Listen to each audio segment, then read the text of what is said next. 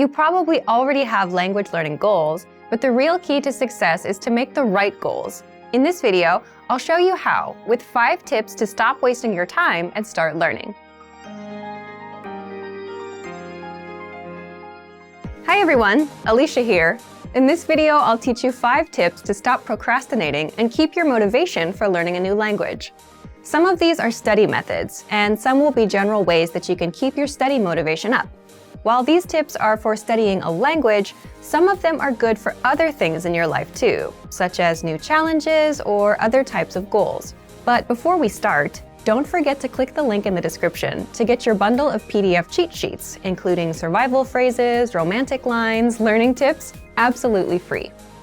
Now, you probably already have some goals you're trying to achieve when it comes to your language learning progress. While achieving these goals is important, making sure you make the right goals is the real key to success.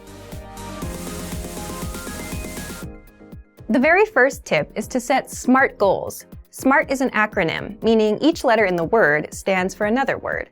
The earliest known reference to SMART goals was in an article written by George T. Doran for a 1981 issue of the Management Review Academic Journal. The acronym varies depending on its use, but each letter generally stands for some criterion that helps with effective goal setting. For our purposes, let's define SMART goals as follows. The S stands for specific. Your goals should target a specific area for improvement. Our natural tendency is to have a goal that's very general. If your goal isn't specific enough, you'll lack the focus and proper direction you need to achieve your goals. So S is for specific. M stands for measurable. Your goals should be quantifiable. They should be able to indicate progress in some way. You have to be able to track your progress, otherwise you won't know if you're getting any closer to your goal. As you see yourself getting closer and closer to your goal, your motivation will go up. So your goals need to be measurable. A stands for achievable. Your goals have to be achievable. Many people want to become fluent in their target language immediately. However, this goal is unrealistic. Your goals have to be achievable. If your goal is too challenging for your current level, it will only demotivate you when you aren't where you think you should be. Instead, think about what results can realistically be achieved given your level, your resources, and any constraints, such as time. So make sure that your goal is actually achievable. R stands for relevant. Your goals may be specific, they may be measurable, and they may be achievable, but are they actually relevant to what you want to achieve? Don't just do a lot of things. If you're focused on improving your speaking skills in your target language, make sure that you spend your time having conversations with others. Make sure you're doing the right things so that your efforts actually bring you closer to your goal instead of just giving you more work. T stands for timely. You need to set a deadline for your goals. If you don't specify when you plan to achieve the result you've set for yourself, it's very easy to put off the task. You can delay it until tomorrow, the next week, or the next month, and at this rate, you'll never get things done. So your goal must have an end date.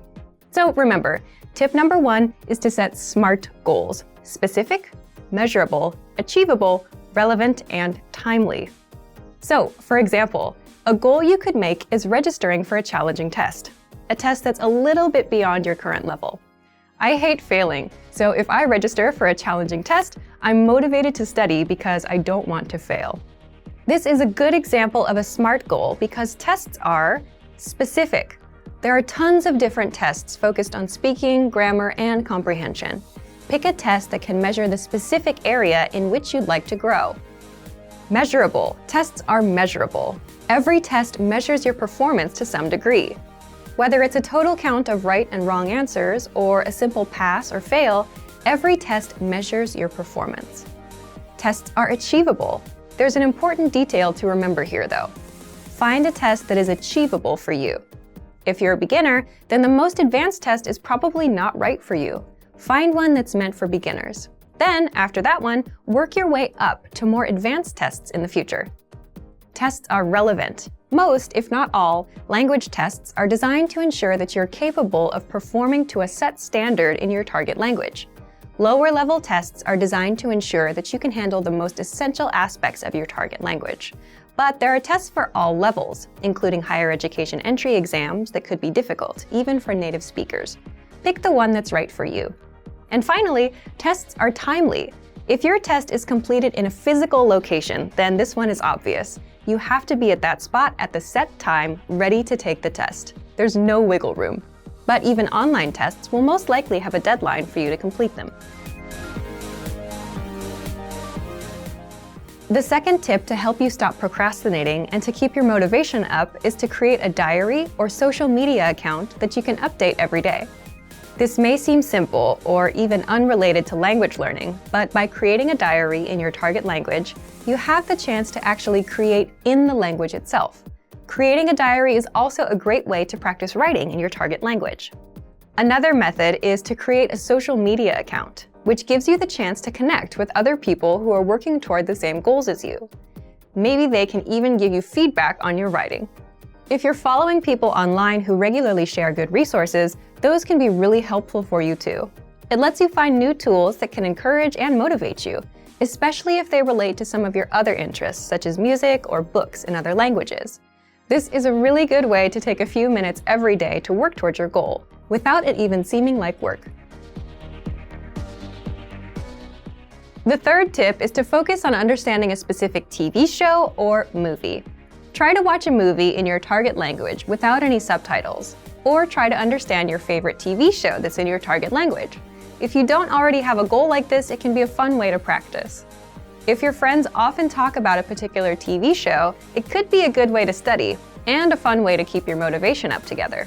Plus, TV shows and movies often use the language in a way that's vastly different from the conversations provided in traditional textbooks, so you often get to hear different vocabulary choices.